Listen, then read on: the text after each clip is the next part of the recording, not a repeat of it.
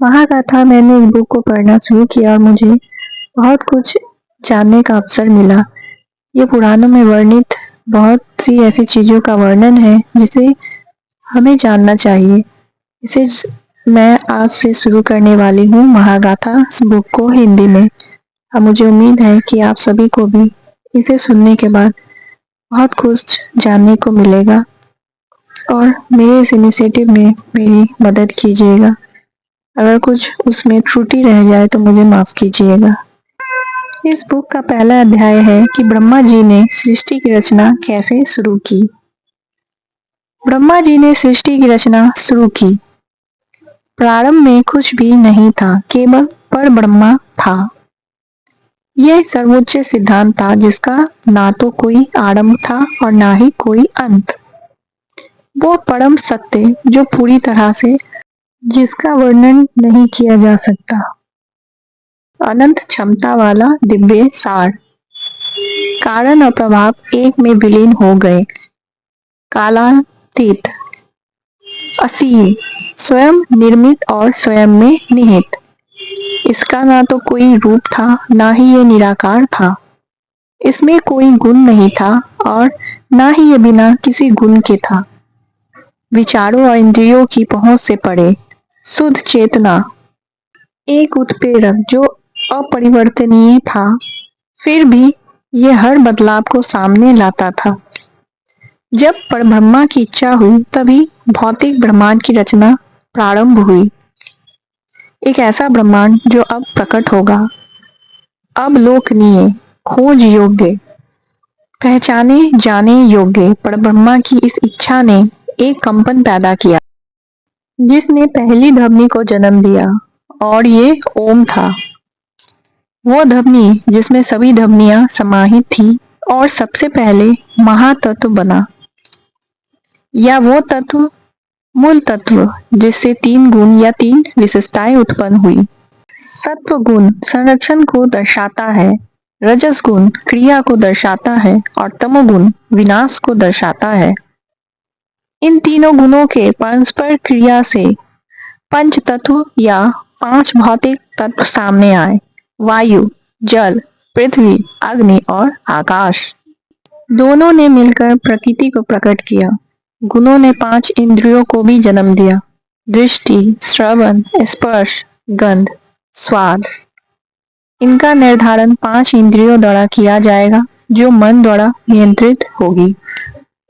पदार्थ के साथ अनुभूति उत्पन्न हुई। अब पानी बहता था और सब कुछ ढक लेता था। हर जगह पानी पानी, लेकिन ऐसा कुछ भी नहीं जो डूब जाए। पर ब्रह्मा ने खुद को एक दिव्य इकाई के रूप में प्रकट किया जो इन जल पर तालाब के ऊपर लिली के पत्तों की तरह लेटा हुआ था।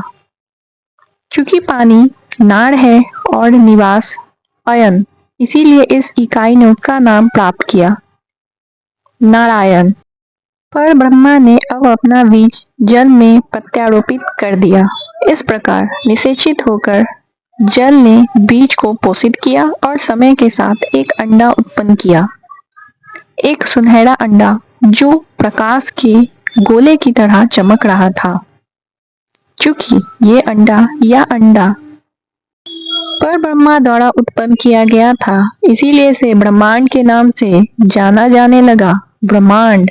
नारायण अब विष्णु के रूप में अंडे में प्रवेश कर गए, सर्वव्यापी, संरक्षक, सत्वगुण की अध्यक्षता करने वाला।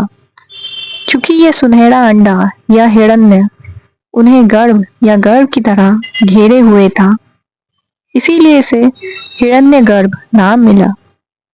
विष्णु की नाभि से 14 पंखुड़ियों वाला कमल निकला और इस फूल से ब्रह्मा का जन्म हुआ। पर ब्रह्मा का एक और दिव्य रूप, सृष्टिकर्ता, रजस गुण का स्वामी। जनक ने एक कमंडल या जल का कटोरा और एक माला धारण की। इस प्रकार नाभि से कमल के फूल से जन्म लेने के कारण उन्हें पदयोनि और नाभिजा जैसे नाम मिले। हिरण्यगर्भ के अंदर एक साल बिताने के बाद सीप में पल रहे मोती की तरह ब्रह्मा ने अंडे को दो भागों में विभाजित कर दिया। ऊपरी आधा हिस्सा स्वर्ग बन गया और निचला आधा हिस्सा धरती। दोनों के बीच आकाश फैला हुआ था। ब्रह्मा ने चक्र शुरू किया था और उन्हें पता था कि यह आखिरकार कैसे खत्म होगा, सृजन या संग, संरक्षण या स्थिति की ओर ले जाएगा या अंत में प्रलय या प्रलय का मार्ग प्रशस्त करेगा। लेकिन जैसे ही एक चक्र समाप्त होगा, एक नया जन्म लेगा। हर चक्र के अंत में जब सब कुछ आदिम महासागर में सिमट जाएगा, अराजकता, वो इस प्रक्रिया को फिर से शुरू करेगा। चक्रों का एक शाश्वत क्रम, आपस में जुड़े हुए वृत्तों का एक ब्रह्मांड। अंधेरे आसमान में फूटने वाली आतिशबाजी की तरह ब्रह्मांड अस्तित्व में था। ब्रह्मा ने जो कुछ बनाया था उसे देखते हुए बैठे रहे, फिर वे अंदर प्रवेश कर गए। ध्यान की अवस्था में उनकी गहराई से 4 वेदों की उत्पत्ति हुई, ऋग्वेद, यजुर्वेद, सामवेद और अथर्ववेद। सृष्टिकर्ता को शायद ही पता था कि 4 मुसीबतें भी सिर उठाने वाली है।